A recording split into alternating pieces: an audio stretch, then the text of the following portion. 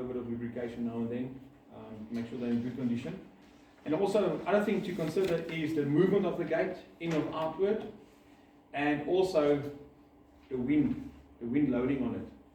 So here in the Gauteng, we do have some wind, but not so much or not so severe that we would have in Cape Town. So now, if you've got a solid gate, that means that it's not a palisade, it's panel set. It's almost like a solid gate. The wind will have a lot greater effect on that gate or that swing gate than it would if it was a palisade or a gate that's not 100% covered. So when you do quote, make sure that you quote the right motor for the type of conditions. Which area are you in? A windy area where the wind loading will be an issue. Then you need to maybe say, okay, let's put 2 motors on one gate to make it stronger. If the gate is solid or big gate, doesn't have to be a big gate. If it's a solid gate, with the wind loading, it's going to feel like a very heavy gate for the motor because it's pushing against the wind or into the wind, and the wind wants to swing it open. So you've got to make sure that where you install it, that your gate is ready to be automated, the hinges are good, and the wind loading, make sure the wind loading and the type of gate that you're going to install it onto. Good. So the V-Series swing gate operator can be installed on both inward or outward swing gates. So always when we talk about inward, you are standing inside the property, you're looking to the gate. Then an inward means it's moving towards you because you are standing inside, you're looking towards the street, so it's an inward swing. Outward swing means you're still standing inside the gate, inside the property, but now the gates are moving towards the street. That's an outward swing. Okay, so it can be for inward or outward. Sorry, 9 out of 10 times, let's say 8 out of 10 times, most of the gates are inward swings. Very seldom do you have outward swings, unless the property, the client couldn't have an inward swing because his ground is maybe moving upwards, and so the gates can't swing inward because then it's going to start scratching on the ground. So then you are forced to go for outward swing. But most of the times, it will be all inward swing. Okay, you understand what is inward, what is outward swing? Yes. If I go too fast, because we've got a lot to go through, if I go too fast, just tell me, just stop or ask me to explain it again to you. Then V-Series for swing gate motors for single, light domestic gates and or heavy industrial double swing gates. So we can do light normal domestic gates, or we can do big industrial gates. That's solid. Again, like I said, you can put 2 motors on them and they can work together on one lead. So you can then have 4 motors, 2 motors on the one side of the gate if it's a double swing, and 2 motors on the other side of the gate, and they can work in tandem basically to open and close the gate. Okay, but that's not very often, but it's definitely a possibility. And the 2 motors can be controlled from the one controller. Yeah, 4 motors. So you'll have 2 on one side and 2 on the other side. So it's 4 motors actually being connected to the controller. But only 2 of them, one on the one side and the other one on the other side, gives actually the information, the DOS, the counting to the controller. The other one is just a dummy motor basically, or just gets power. But we'll spend a little bit later on. But yes, so you can have up to 4 motors on the controller. But then we also would suggest maybe putting a bigger battery in, because now there's 4 motors pulling power from the battery. So in the event of load shedding or power failure, then 4 motors will obviously drain more power than 2 motors would be. So you just got to add maybe another battery to it, or change the battery to a bigger size. Sorry, sir. Yes. So the pull scale can determine if you can use 2 motors or and you the weight of the gate as well. You can use the pull scale. So obviously, if there is a motor connected to the gate, disengage the motor, and then use the pull scale to see how much effort you need to open and close the gate. And obviously, also try to do it when it's quite windy, because then you can see what the motor needs to be able to do to open and close the gate. So you can use the pull scale. That's very good too. I like the pull scales. Yes, mostly use it for sliding gates, but you can use the pull scale for the swing as well. Right. Then our collision sensing is fully redundant, so we can sense collision by the resistance we get back from the motor. So if the motor says it needs to open, but it's getting some resistance, some feedback, we say, well, okay, we can feel we are not moving normally, so something is interrupting us, or we are bumping something, so let's stop. All right, with the opto sensors and all the sensors we've got inside, we can feel when we're getting too much resistance. And then tremble limits are managed by an opto, which is basically a DOS sensor. which counts. So there's a little wheel that turns in the motor, and it actually picks up the DOS. It opens and closes the beam basically quickly, and that's how we count, and that's how we get the limits. All right, we do have a physical collar that also stops us at a certain point of the travel distance. But the limits are mainly managed by the opto sensor. If I would disconnect one of the DOS sensors, the blue or the purple cable, then the controller will realize, hang on, something's not 100% correct here. Okay. Right. Physical dimensions of a Vantage 400. So I just want to grab some water. I've got a scratchy throat this morning. So the length of the motor, with the arm retracted, is 970 millimeters. Okay? And then with the extension of the 400, of course it's a 400, now we add to 1370, fully extended. Alright, that's the length of the motor with the piston or the stroke extended to 400. If I say something might be important for something that's going to happen later on this afternoon, then yeah, so I'm just saying this might be important. Okay, then on the Vantage 500, the motor is 1070 millimeters, 1.07 meters in length, and then with the piston, obviously, you're adding up to 1570 millimeters extended. Okay, so this motor is physically, it's not just the piston that's longer from 4 to 500, so it's another 10 centimeters. It's also the whole motor arm is also longer than 400 or 500. There's a difference between them. Alright. Then some specifications on the Vantage 400 and the Vantage 500. The input voltage is 90 to 40 volt AC, so we're getting 220 to 30. It is a 12 volt system, so you need one battery for 12 volt. It is battery driven, and we suggest having a 7 amp battery. You can put a 7 or 8 amp or 9 amp in here. It's up to you. So normally we've got two batteries. We've got a 6.9 amp, which is our CP4C2 28W. Then we've got our normal Centurion battery, which is a little bit more expensive. That is a 7.2 amp battery. But they're quite good. Alright, but you can put 8 or 9 amp gels if you want to put in there. It will fit in this little slot here for the battery. Then we've got the charger. It's a CP84 SM charger. It's the same power supply as you would get in a D5E, for example. In the sectors, exactly the same power supply. Alright, we'll just see, we've got, this one is a low enclosure, and this one is the normal enclosure. So some of them will look a little bit flatter than the other one, but it's the same thing inside. It's just some enclosures are, so this one is actually more for a sector. Because the low enclosure, because the sector PCB sits on top of the controller, on top of the power supply. But it's the same thing, so don't worry about low enclosure, normal enclosure. I'm just showing you there might be a difference in how they look, but it's the same thing. Alright? The current consumption is 170 milliamps, and our motor is rated at 15 amps for the full and 500. And then we can have an operation maximum push force of 250 kgf, which is crazy. If you look at 250 kgf, that is very strong. You know, it's purely what the motor can extract. It doesn't say it will be able to do it. It's just the push force that can be handled. And then we've got our operator stroke. Obviously 400 will be 400 and the 500 will be 500. Yes? Oh, I thought you had a question. And then the operator speed is 28 millimeters per second. And it's varied. So it depends on how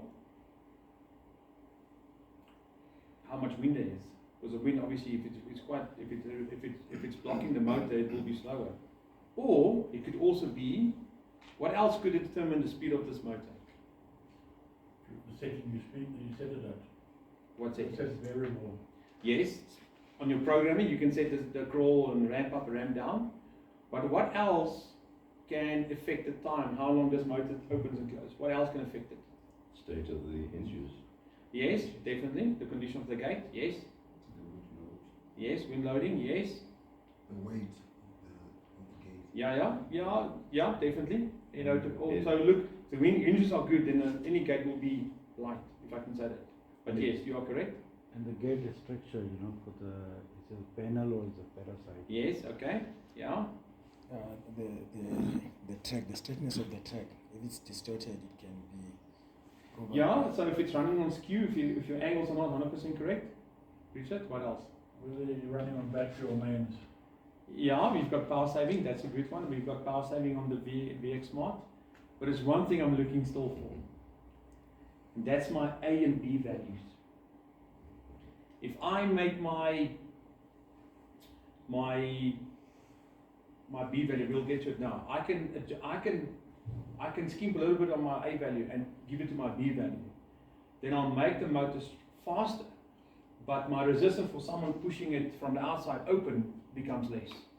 Because now my angle of attack, this motor, you see this motor standing like this. I can have it like this. So now my angle is less, my B value is less. So it will be a little bit faster. But now, if you push me there, my hand's easily going to break away. But if I'm like this, I'm stronger to give you resistance from breaking into me from the outside. So I can adjust my speed a little bit by compromising below my B on my A value to my B value or vice versa. So sometimes you get to sites where they've got a very strong B value, but then the gate will be a little bit slower than your A value. Well, I had an issue where the client double swing, and for whatever reason, the installer didn't look at his A and B value. So the one he made, let's say, 70 mils different from his other one, on the left hand side. So this one gate was so faster than the other one, and the end user picked it up. So why is this one so faster? And that actually wasn't a master, which was actually with the lead delay. Then he was querying, why is this one so much faster than another one? Then we said, okay, well, your B values are different. So the one is made faster because the values are a little bit less. Okay, so if you want a gate to be a little bit faster, you can then, and you've got a gate lock. So then your security is not so crucial because you've got a gate lock, locking it in place, so no one can push it from the outside. Then you can make the gate, then you can play around with your values up to a point. You can't make it too much of a difference, but you can play around a little bit with your values. You've got options in the chart that we'll show you a little later on. You've got options what you want to make. Hello, are you for training? VX It's assessment. for. RDU. Okay, then can you maybe call Sophie? Sophie, maybe go back to the reception and ask Sophie to come down to the USR because she's got a session for the audio. All right. All right, then some more specifications. This is the opening closing times on the Vantage 400 and 500. Average. Like I said, you can play around a little bit with it, but not so much. And then there's a key release. So each operator comes with its own unique key. It's not like the Evos or the D-Series Smart that you've got key 198 and it opens all the D-Series locks. It is a unique key, and if you look at on the barrel, there's a number there. That's the key number. So should you lose the keys, you can find us and ask us. Maybe we've got spare keys on that specific number of that gate, of that motor. Okay, but tell a client don't lose the keys. But it's possible if you lose the keys, give us a number. We'll see if we have keys, we'll give it to you. If not, then you need to change the whole lock. Okay. Operators per day is 250, which again, it is it's not carved in stone for me. You know, there's quite a few factors that can make it a lot more or a lot less.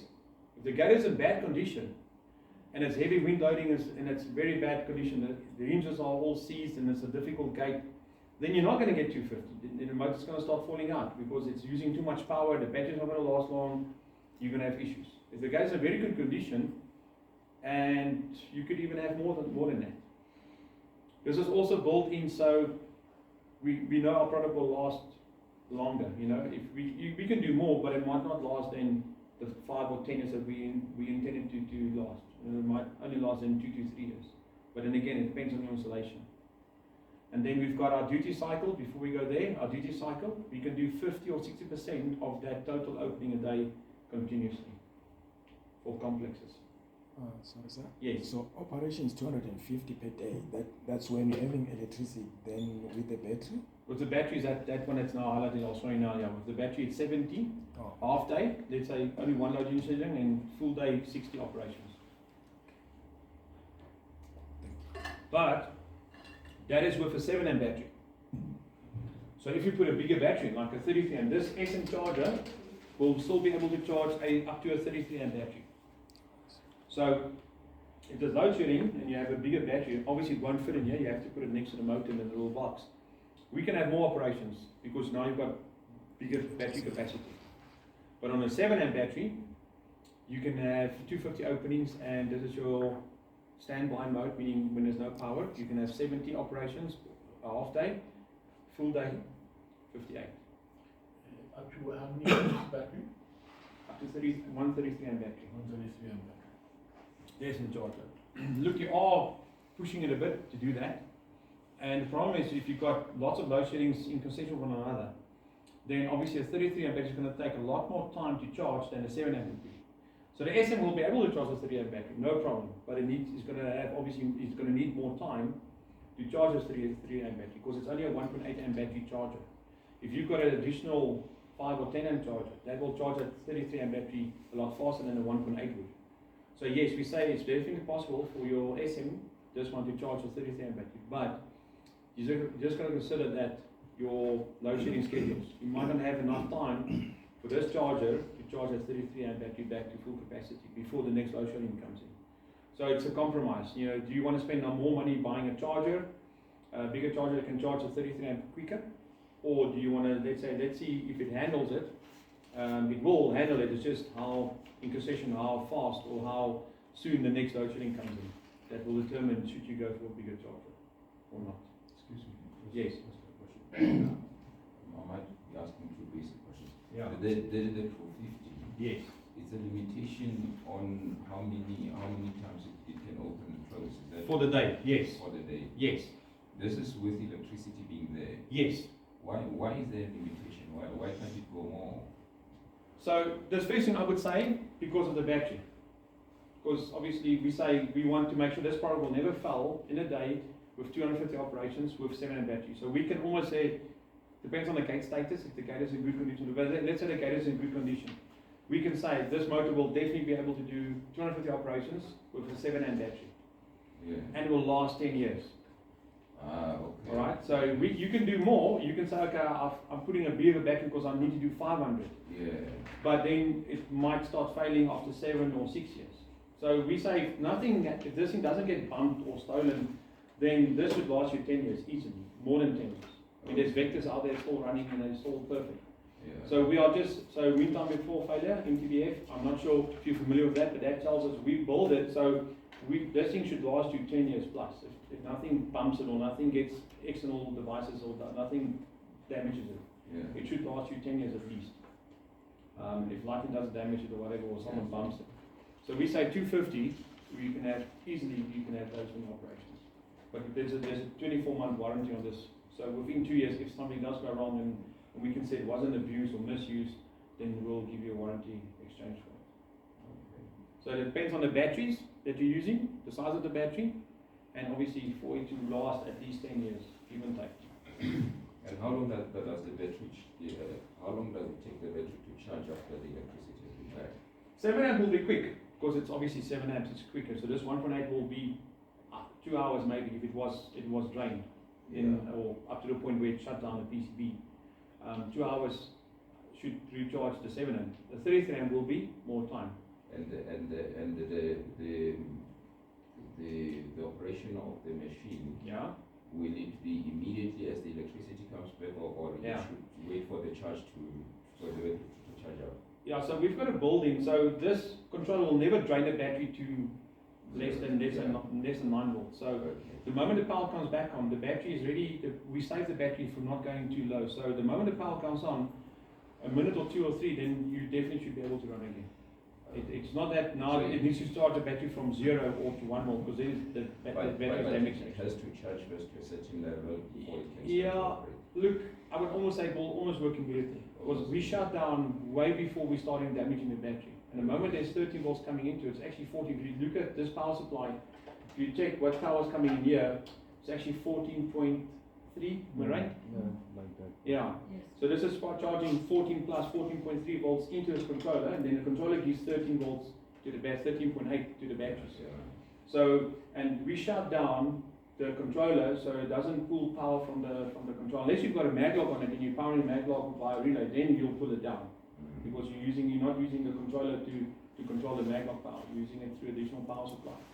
But if everything's connected, it should be then we're shutting down on 10.1. Am I right? 10.5. 10.5. We're shutting down this PCB. So it's way before this battery will start actually going or get damaged. So the moment the power comes on, for the time for the controller to get its bearings again, you can actually operate it. Yeah. Unless the battery is now damaged. Yeah. Because every time a battery gets, let's say, lowered and then up and then lowered, then the battery starts failing. And the battery could be 5 years old or 3 years old, then you're never going to have the amount of operations out of that battery because the battery is not so fresh anymore, if I can say that. Understood. Okay. Then V-Series Smart Controller. So now we're specifying to the Smart Controller. So before we were more talking about the motors and what you can have out of the motors. Now we are looking at the V-Series Smart Controller. This is now the new one. So obviously the input controller voltage is 14.4 give and take. The standby current is 48 milliamps. Just by if you're standing by current. The motor fuse, the channel is protected by a fuse. And it's a 35 amp fuse, which is quite hectic. 35 amps is quite a lot. And then we've got a solenoid controller, or the controller can power a device that uses 3 amp for 10-second pulse. So should you have a gate lock that we have here, that's not a problem because a gate lock only uses power when the gate needs to move, it gives power to the gate lock and it disengages and then it will open the gate. A maglock, however, pulls the whole time, it pulls power, the maglock. So if it's a 900 kg, 1000 kg, 900 kg maglock, we would maybe suggest having a relay that's let's say holding pushing the power of the maglock, pull the relay in and out to control the maglock, the control to the positive negative of the maglock. But yes, we've got a 3 amp output on the controller, which is IO6 preferably. 5 or 6, but 6 is one that's made for maglocks or gate locks. We'll get to that a little bit later on. And you've got a resettable electronic fuse, a PTC. So basically what happens if it sees there's too much current, it gets warm. And if it gets too warm, it says, okay, I'm going to open the circuit. And when it cools down, it will then close the circuit again. So it's like a fuse, but it's an electronic resettable. So it's a PTC.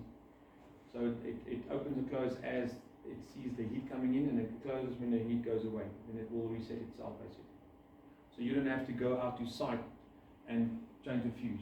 So the client, well, let's see. Okay, so the first thing you've got to ask, why did it do it in the first place? So there's got to be something wrong, because why is the fuse blowing, or why is it getting warm? Because there's maybe a short on the cable. So it will probably happen again because there's an issue that needs to be sorted out.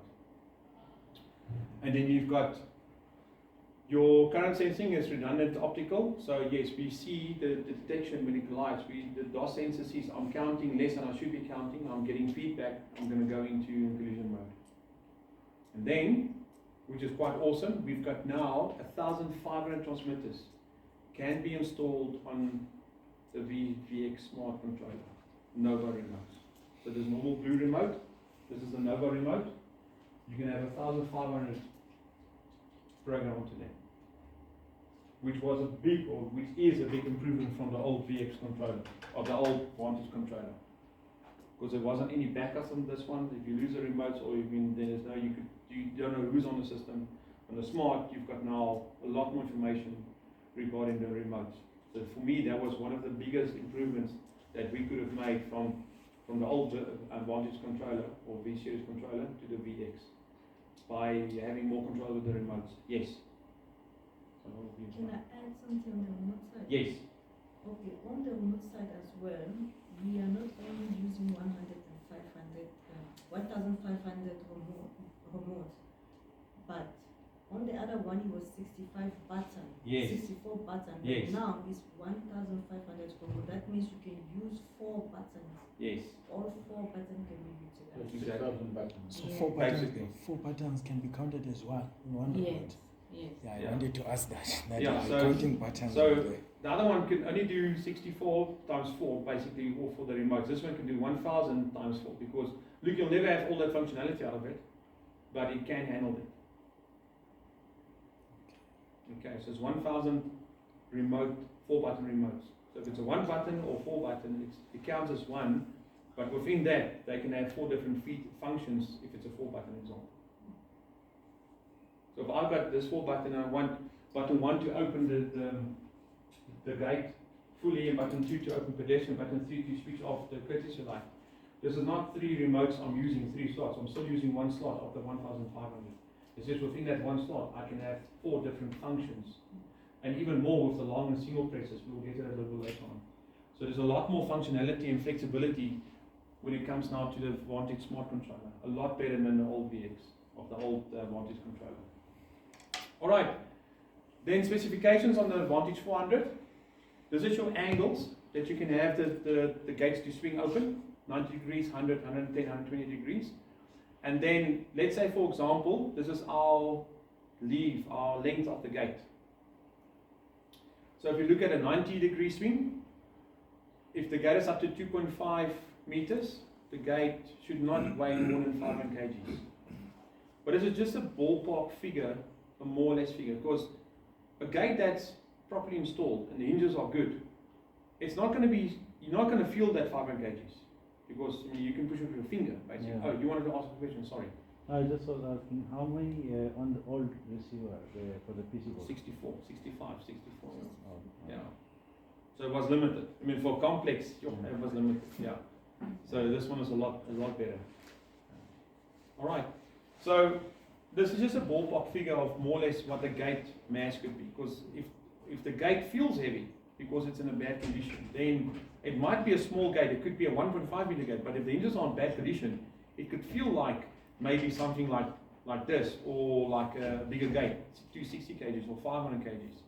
So it all depends on the gate status, if it's in good condition. If it's a solid gate with the wind blowing, it's going to feel a lot heavier than 500 kgs. So we are just estimating on the length of the gate with the angle of attack, or the angle of the gate. This is basically what you're going to have, the maximum of a 2.5. The gate should not weigh more than 500 kgs. If your gate is 3 meters, your gate should not weigh more than 360 kilograms. If your gate is 3.5 meters, then you should not have more than 260 kgs. And obviously your 4 meter should not be more than 200. But again, it depends on how good condition the gate is. If it's a bad condition, you're not going to be able to do this even on this type of gate. Alright, then we've got the Vantage 500. Again, we've got our angles and our gate size. And let's say on the 90 degree, you can see the 500, you can go a little bit higher. It's from 500 to 750. So you can see the 500 is a little bit stronger and can handle bigger gates basically, regarding the opening angle of the gate itself.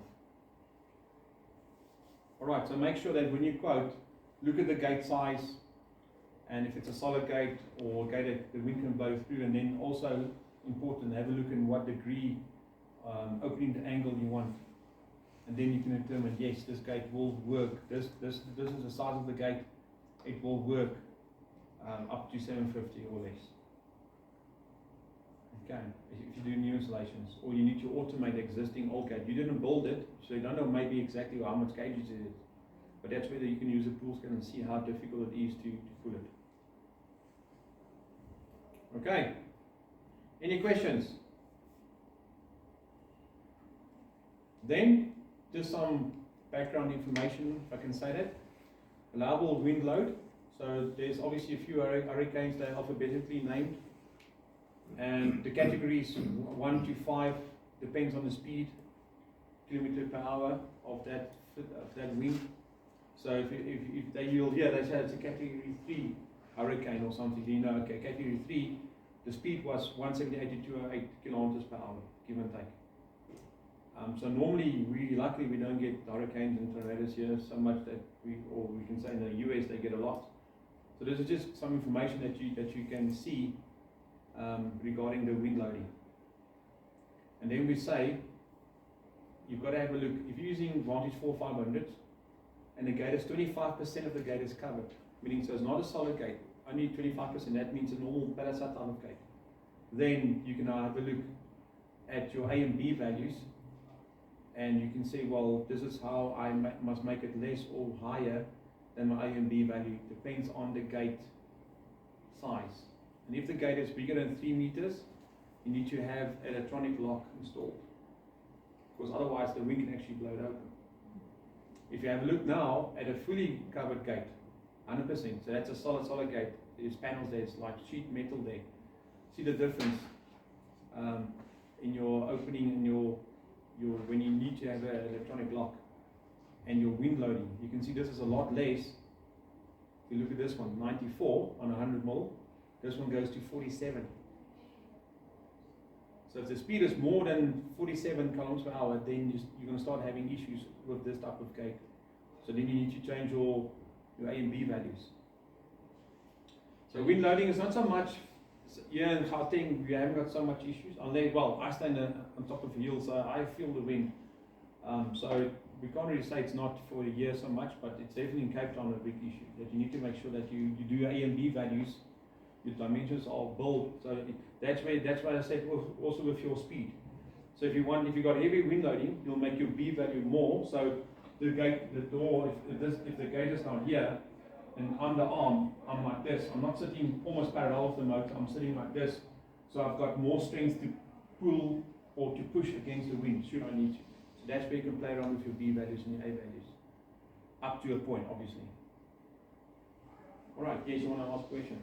I want you can you go through the A and B? Yes, we're going through that. Yeah, we're going through that. I'm going to show you what is the Z and the E value and the A and B, because those 4 values, A and B, is very important, but it works together with your E value, which is your pillar depth, and your Z value, which is your opening angle that you can have. But we'll get into that, because that's actually for me the most important. This is all good to know, Trivia, but it's good to know.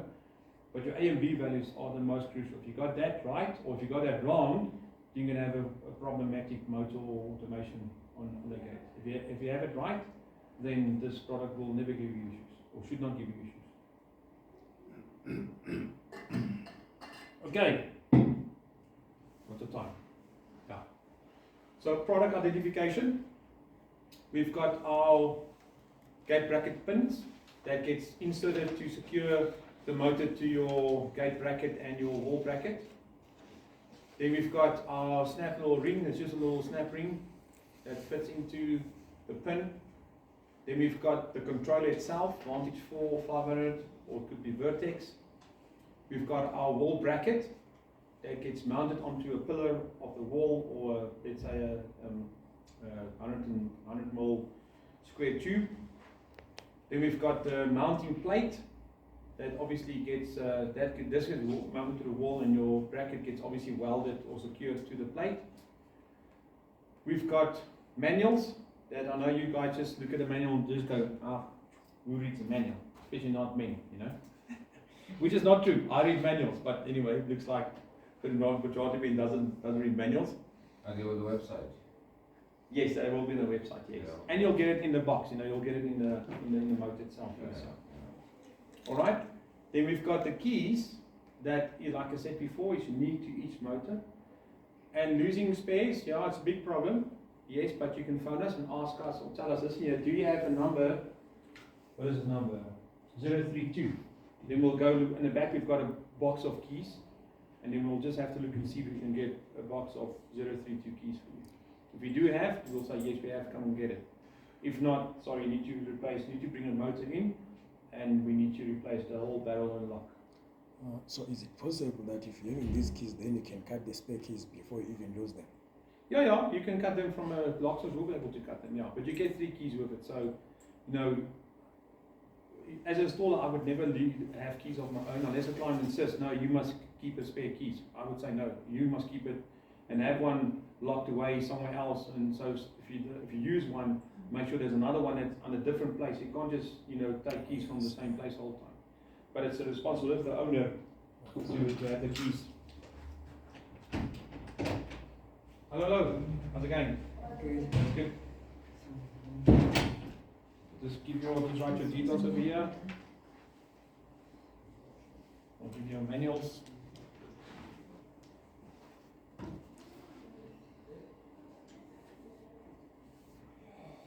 This one.